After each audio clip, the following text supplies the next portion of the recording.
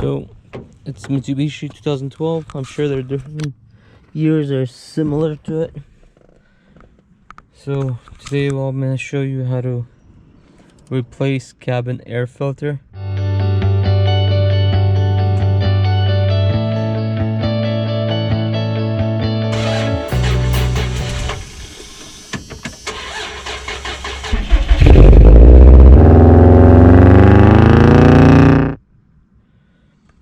And where it's located on this Mitsubishi, and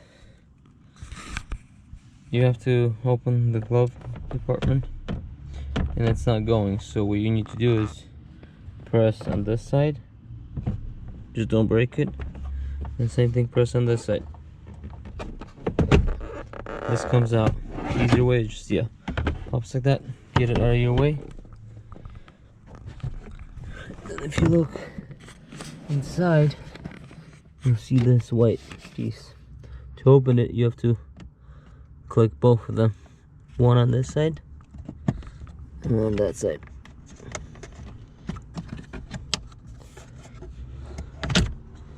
Now it comes out, and make sure, I'm sure they're all similar. The arrow shows down and shows right here as well, and that's the front. So I don't have one. I'm gonna put the same one in. You just take it out. That's how it looks in the back.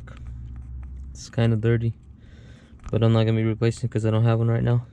If you got a new one, make sure it's going like this and facing the arrows down.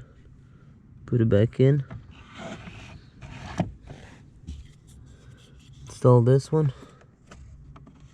Make sure it clicks both sides.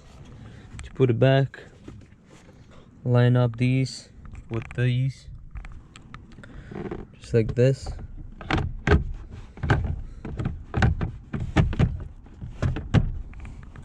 Let's see. Just like that. To put it in, just slide this in. That one got slid in already, so make sure it works, and you're done.